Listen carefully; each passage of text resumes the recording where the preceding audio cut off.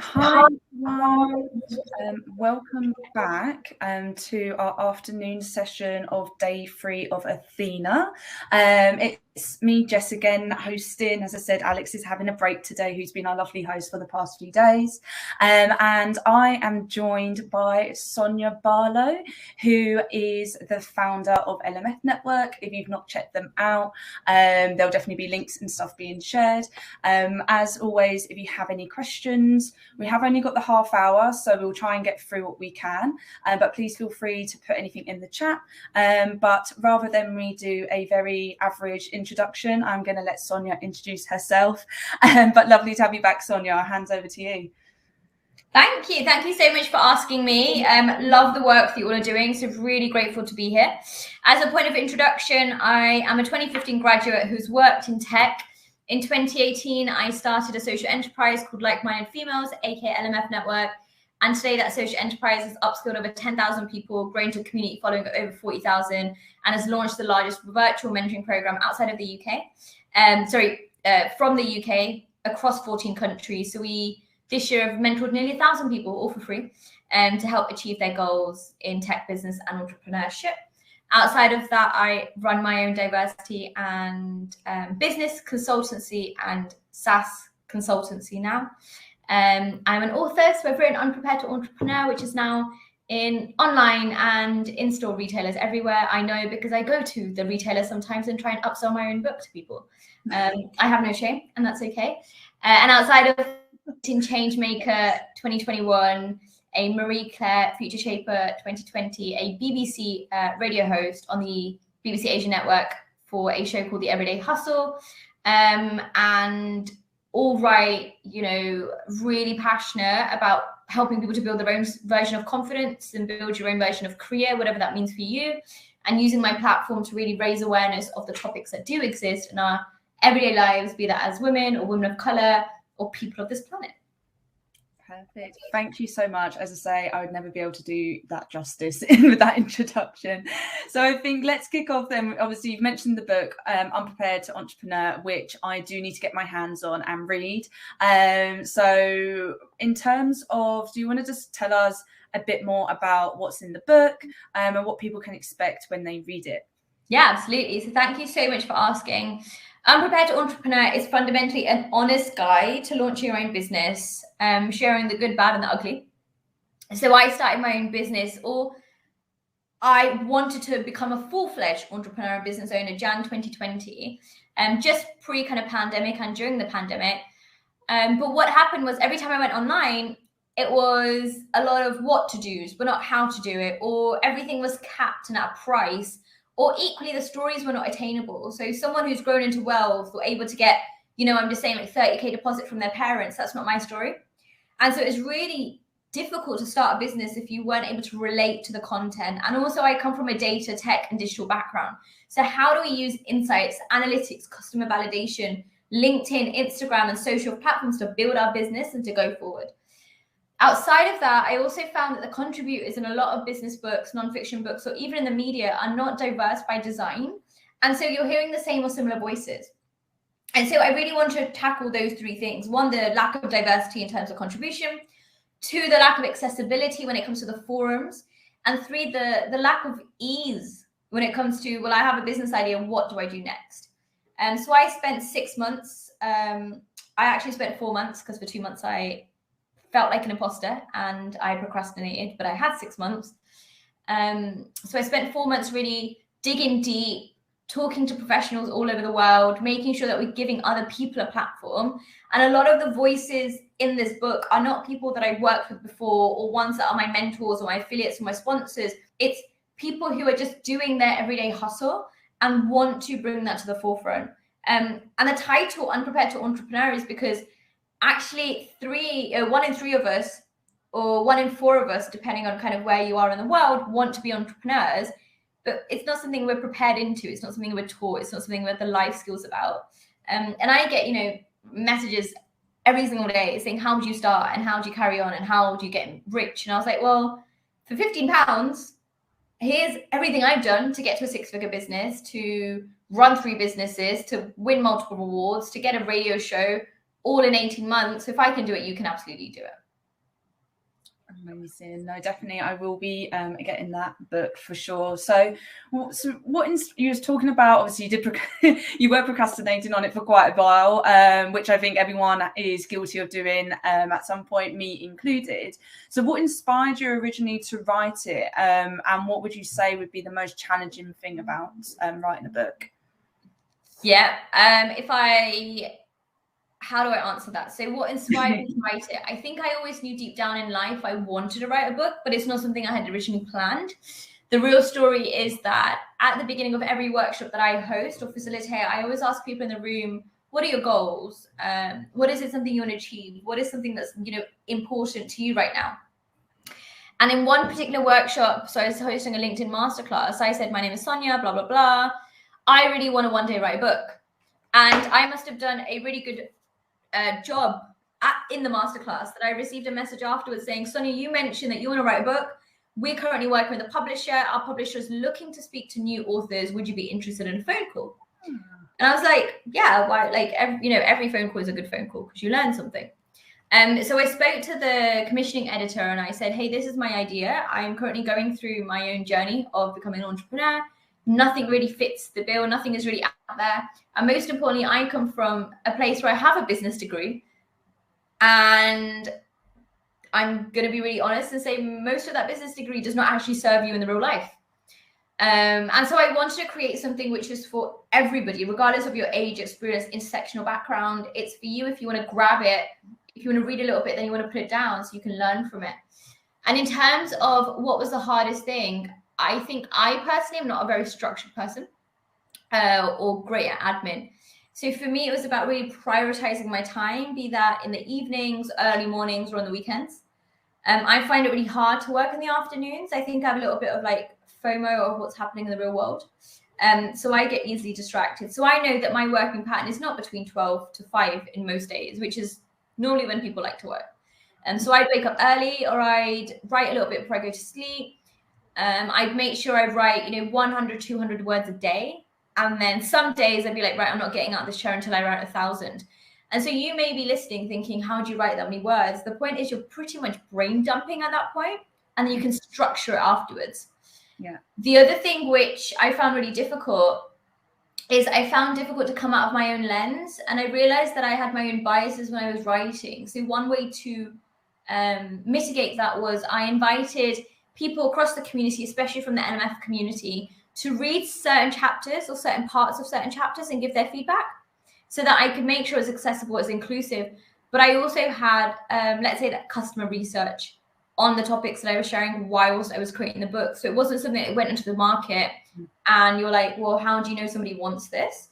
I did that product development, I did the customer validation, I did the focus groups whilst writing, which is probably what's also helped it to be somewhat successful so far.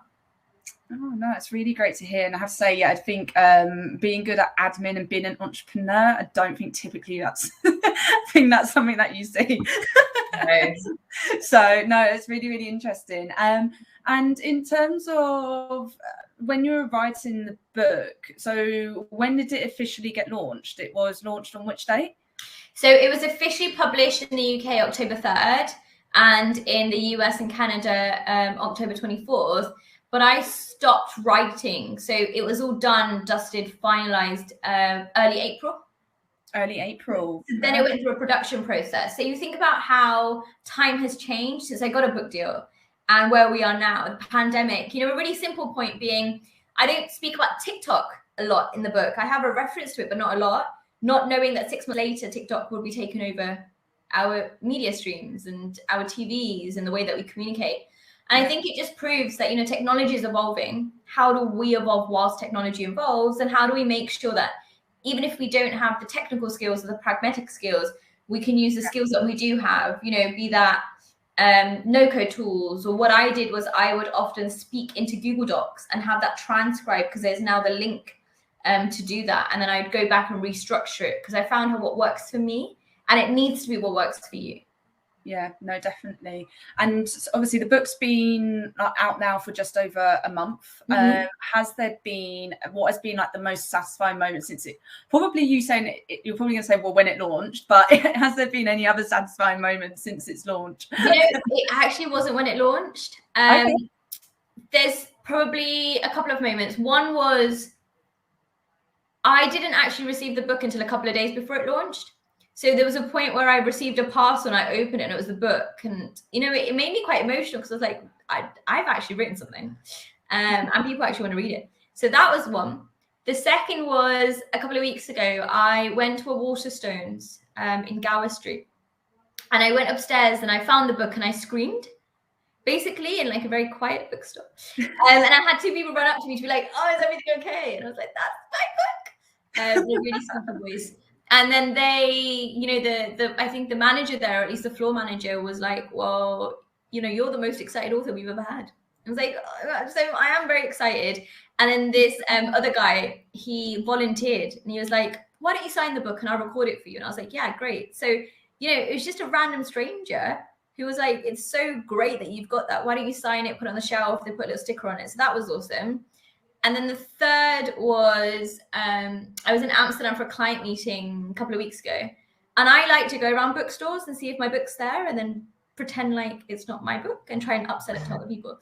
But it was in Amsterdam. And I was like, this is amazing. Like, why would it be in Amsterdam, right?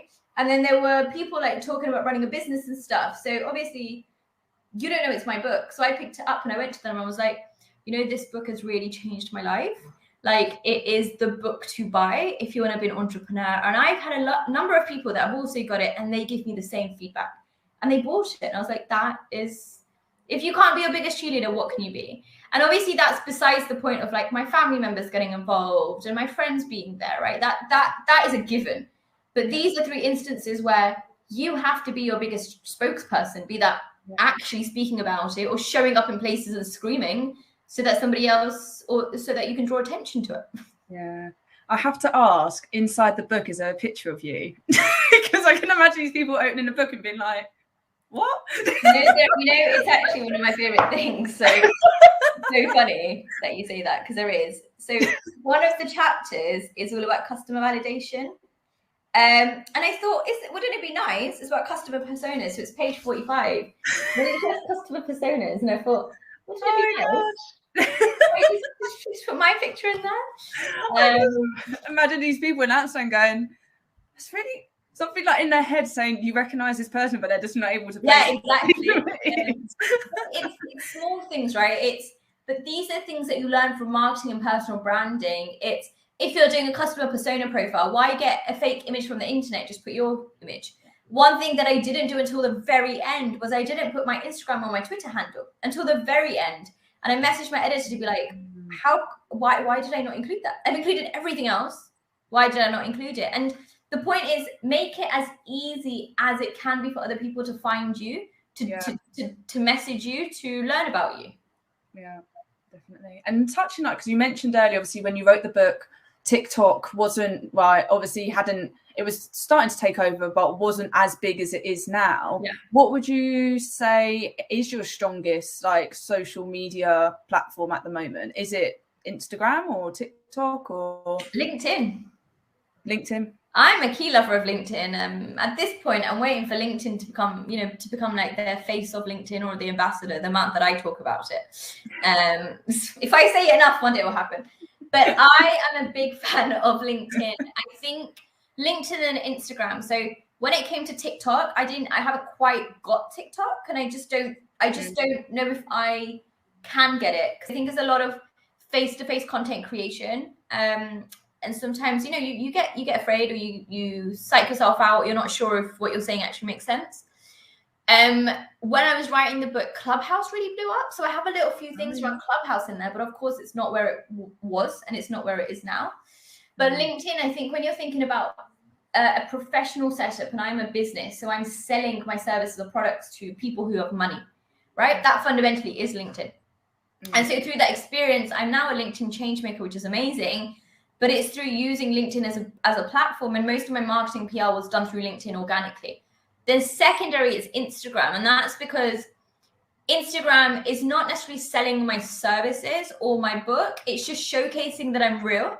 So pictures of where you are, you know, opportunities to cite yourself as a public speaker, random aspects, behind the scenes stuff that you wouldn't necessarily be putting on LinkedIn, let's say. So it's a lot more image, video, and content focused. So I'd say those are my two main channels, but also because I know that those are where my customers are. And people who want to run a business, start a business, are on Instagram because they get inspiration. People who are thinking about diversity, around inclusion, around entrepreneurship, but also trying to find the networks to build that business, are on LinkedIn. And those are my two key markets. Those are my user personas. So that's where they sit, and that's where I sit. Yeah, no, definitely. I think LinkedIn still is the sort of the powerhouse within the professional sort of connections and so on. I mean, TikTok, same as you, I don't use it often, but when I do, my boyfriend hates it because I just spend the whole time laughing at cats doing silly things, or dogs, or people doing dances. Like, I haven't quite seen that. I know they have launched some business stuff recently, but I haven't seen that coming through to me as just a general user. Yeah. But no, I think it's LinkedIn, definitely. It's I think it's also about the capacity and the timing, the content you can push out. So on TikTok, you have to post 2 to 5 times a day for it to work for you, right? That means you have to have that time to post. I don't have that time to post.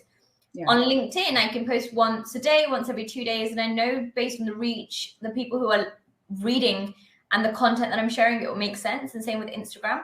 So, you know, the algorithms work differently. And if you are starting a TikTok, you have to know that you have to commit. Otherwise, you're not going to see that level of engagement or followers. And that's okay. But also, what is your measure of success? Mine is not followers. Mine are, you know, kind of people watching me and converting that into gigs or panels or sales. That is different from likes, let's say. Yeah, no, definitely. And sort of like, obviously you mentioned earlier on about obviously becoming a 2021 LinkedIn change maker. Congratulations, because you do the amazing work with like-minded females. Now you've got this as well. How did it come about, and what was your reaction when you found out? I'm so happy. You know, I joke about being the face of LinkedIn, but it's not really a joke. No, it's awesome. The way that I boost LinkedIn, I'm a big fan of it. So in terms of how it came about as a LinkedIn changemaker, I kid you not, they reached out. And it's interesting because the people that reached out, I knew I was connected with, but they never engaged with my post. They've never told me that they're reading it. They've never actually liked anything. Huh. And that's what I think is really important, is you don't know who's reading, listening, watching, liking something in the background. So don't be afraid to push content out, because when the opportunity comes, they will find you. Right, yeah. They will see you, and they will come your way, and that makes such a big difference. So the LinkedIn changemaker that I'm for, so there's 8 or 9 in the UK, across Europe, 9, sorry, in total. I'm the only one for gender diversity, and I guess a lot of the work comes from my posts that are relevant around equality and equity, my spoken word around kind of gender dynamics that exist, that like-minded females mentoring program, and what we talk, what we share, and what we say. But also not being afraid to be a bit challenging and controversial. And so it's a very humbling experience that they reached out and they wanted me to be a part of the campaign, but most importantly, because I come from a working class background, I'm of South Asian heritage. You know, how amazing is it that somebody who looks and feels like you can be on your TV screen, or can be on YouTube video, or can be on an Instagram advert. And you're thinking, even if you don't want to go down that route, there is a young girl out there thinking, oh, that girl looks like me and she can do it, so maybe I can do it too. And that for me is really fundamental, because coming from a South Asian background, you know, media, marketing, TV, presenting, being on screen are still fairly taboo compared to other nationalities. And so if I can help to encourage one girl, boy, or, you know, however they choose to identify, into their own sense of confidence, that is the big win for me. No, it's really, really good. No, congratulations once again, because, yeah, love it. Love the LinkedIn stuff. I think as well, those who are watching and maybe not sure about what to put on LinkedIn, I think just any content is good content. I've come to understand. Don't get too bogged down with the likes and the shares and stuff, because at some point, if you keep going, eventually there will be one post that will suddenly just explode. It does happen. Exactly. And it's so interesting. So in April, I did a post around the fact that I didn't get Forbes 30 under 30, but a part of me thought I would have, and I got shortlisted. So I did a post just saying, congratulations to everyone who won. I'm grateful to be shortlisted, but of course it hurts that you didn't get the nomination, you didn't get the final cut. And I'm going to be taking the afternoon off to go and like drown my sorrows in tea and watch Netflix. 100% that was my post, because that's what I did. I just cancelled my calendar. I was like, I'm going to go and be sad for a little bit. And that post in, I would say 24 hours had like over 30,000 views. It had 300 comments. I had like 100 different DMs at the back of it from people, again, that I've been trying to reach out to who I haven't been able to. And their DMs were basically, we're so glad you said that because that's how we feel, but we're not brave enough to share it. And you're thinking, again, you don't know who's reading, who's listening, who's watching, right? Yeah. You might be making a significant difference in someone's life without even realizing it. Just make sure you're always adding value. Yeah, no, definitely. And I think that's the thing, the value side of it is so important. And it is those posts that it's just, as you say, someone out there reading it will be like, oh, thank goodness it's not just me.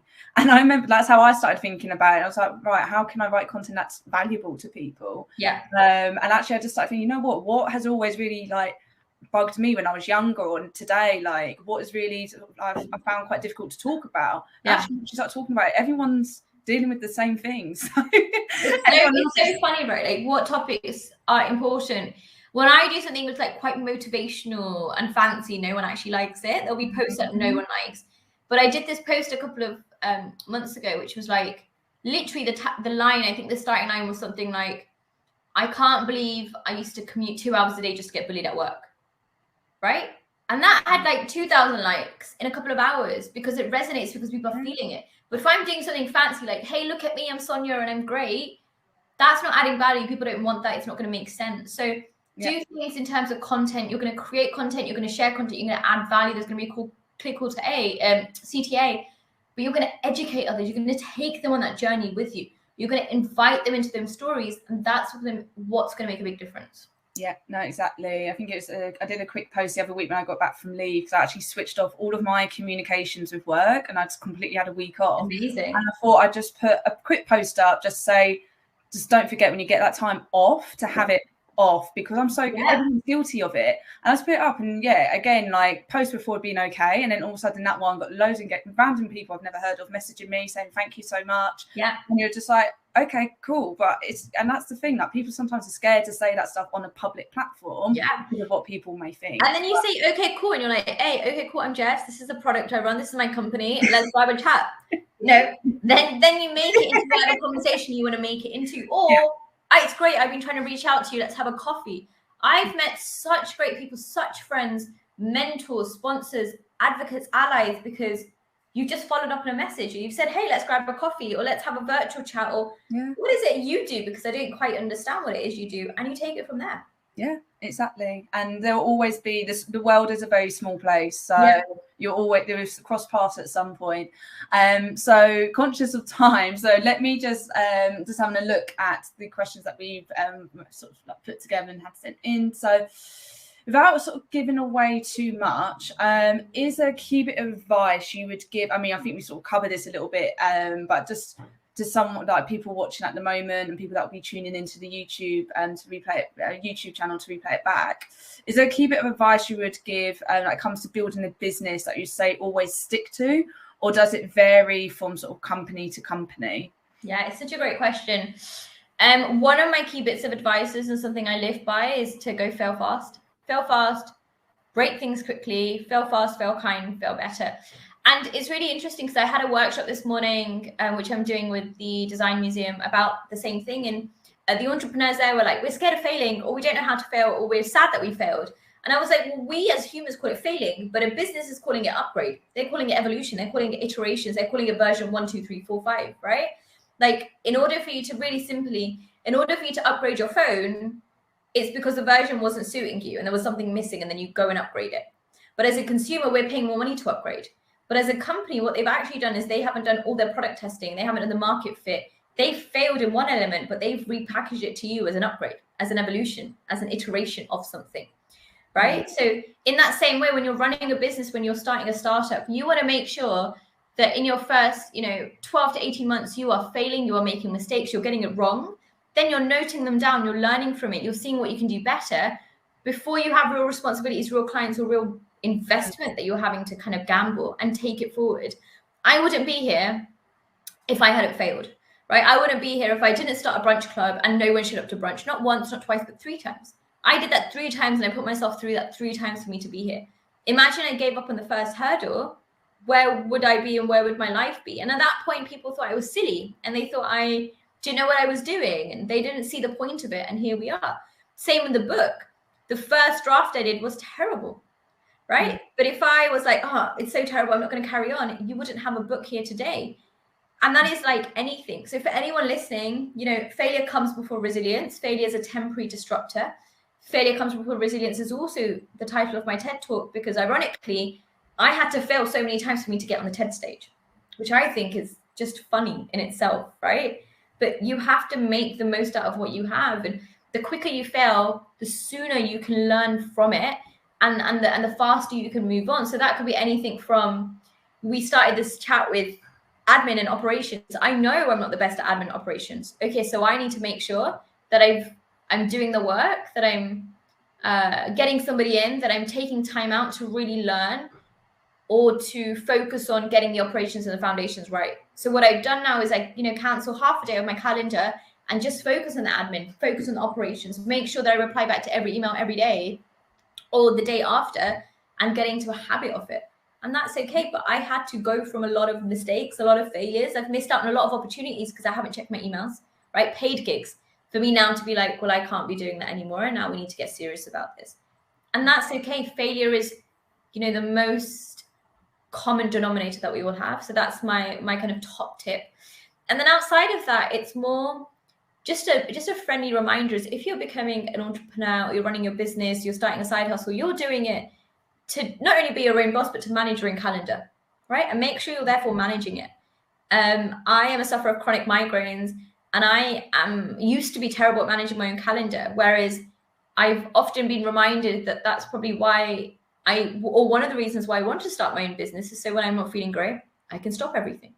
So you can stop everything, do it in a way that suits you. So now I have no laptop Fridays. So if you're going to meet me on a Friday, it's not going to be over a laptop. We're going to either go out for a coffee, or we're going to go do something fun, or we're going to have a phone call, or we're not going to have a chat because I don't want to be on my laptop. I am trying to wake up every morning and take some time for half an hour, be that walking, breathing, thinking, or jogging. And every day I am reading one new thing about SaaS, because that's a new product that I'm building that I don't quite know everything about. And I'm doing 3 things that I can to manage my own time and calendar. But also, I make sure by 7 p.m. I'm done so I can have dinner with my partner. I make sure I give my mom and my family one day every 2 weeks where I have no communication, no phone. I make sure that I'm going out and about and enjoying time with my friends. It's on airplane mode. What are you doing to manage your calendar, your mental, physical, spiritual, and emotional health?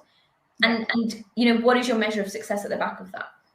Yeah, no, definitely. I think, resilience, as you say, is such a big one. And being prepared to fail, because we've all been there. None of us are perfect. And if anyone does believe that, then they're just probably not the kind of person you want to be speaking with. Yeah, exactly. They wouldn't be much fun. So just to finish it off, I know we've only got a couple minutes left, but the target obviously for our hack coming up this weekend is obviously about promoting women and non-binaries within the tech space. As we know, that is a global issue, and it's not just within tech. It is gender equality is a huge issue across the world.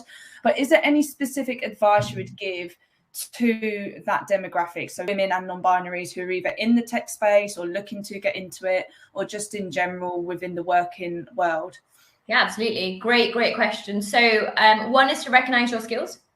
Focus on your skills, keep building them like a muscle, the same way that you go to the gym and you build a certain muscle, the same way that you know your habits and you carry on doing what you like, build that muscle, that skill. Don't focus on job titles, focus on skills.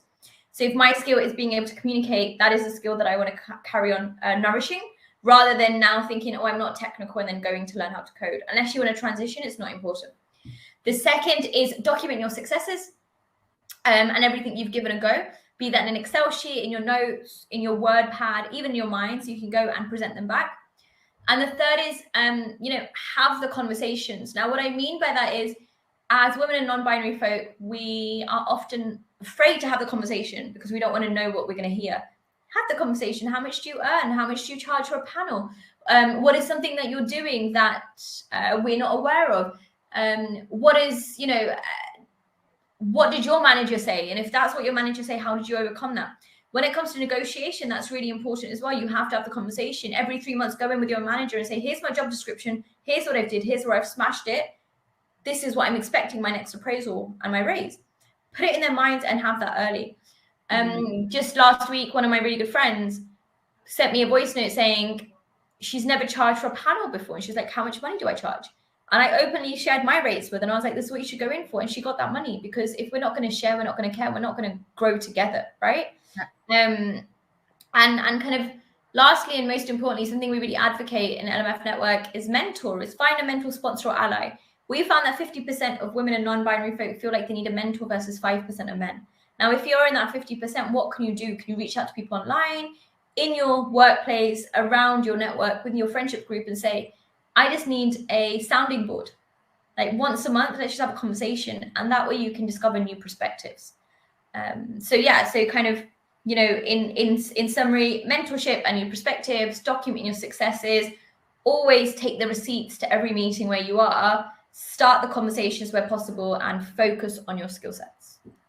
Amazing. Thank you so much for that. It's been a really good conversation. I know we've kept it short, but thank you. And really love the book. We'll obviously share the link with those. Want to go ahead and buy it. It's obviously I'll send you a discount code in your link, so you can send that. Oh, thank you. There we go. So a show code exclusive. No, absolutely. But thank you so much, Sonya. I will let you shoot off, because I know you've got a lot of busy meetings this afternoon. But yeah, thank you so much. Thank you so much. Have a great rest of your day. See you later, guys. Thank you. Bye.